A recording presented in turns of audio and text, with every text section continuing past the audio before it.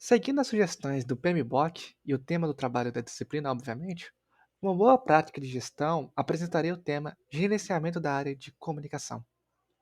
A princípio, o que é comunicação? Comunicação é um processo através do qual as informações são trocadas entre pessoas com o uso de um sistema comum de símbolos, sinais e comportamento. Ou seja, podemos definir como qualquer processo pelo qual uma pessoa entra em contato, seja através de ideias, fatos ou pensamento. E agora, o que seria gerenciamento de comunicação e gestão de projetos?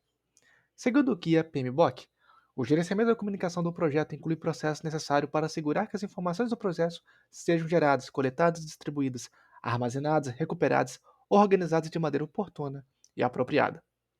Podemos dizer que durante o gerenciamento de comunicações, existem dois tipos de comunicações básicas. Uma comunicação interna entre membros da própria equipe, entre da própria equipe, levando em consideração que não se gerencia individualmente uma pessoa, você gerencia-se uma equipe, e por isso entendemos a relevância das comunicações internas. Mas é claro também ter comunicações externas, como precisamos comunicar com fora da equipe. Seja o gerente de uma equipe ou até mesmo o cliente que está precisando de um projeto que está pagando, ou um consumidor que está precisando do projeto. O projeto não será efetivo se não tiver uma boa comunicação. No desenvolvimento de software, por exemplo, como o implementador vai implementar corretamente se ele não consegue comunicar com o analista de requisito? Ou como o analista de teste vai testar se ele não consegue comunicar com quem implementou ou um especificador de requisitos? Ou caso ele encontre o erro, com quem ele vai entrar em contato e como vai comunicar? Isso tudo é comunicação. Pois bem, qual é o objetivo das comunicações?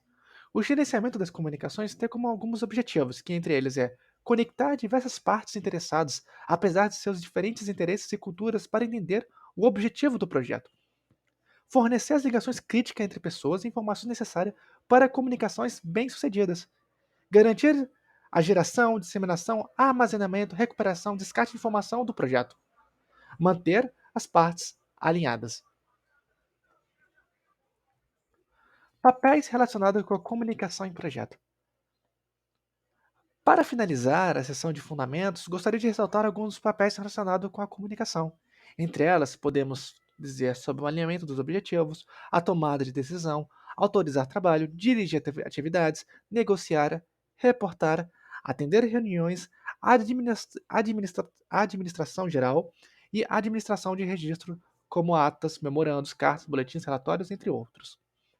Em tudo isso, esses processos de comunicações, nós temos os três principais. Entre eles, nós temos o planejamento de gerenciamento das comunicações, que é basicamente, podemos resumir como planejamento. Nós temos gerenciar comunicações, que é a parte da execução. E, é claro, por último, controlar as comunicações. Obviamente, resumindo como controle.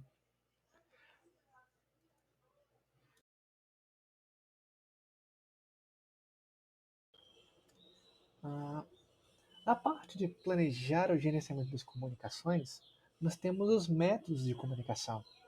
Entre eles, nós temos a comunicação ativa, que é só mandar mensagem, seja por e-mail, por exemplo, que é basicamente enviar uma informação, independente se a pessoa leu ou não leu, ou o grau de entendimento da pessoa sobre aquela informação, aquela comunicação que foi passada.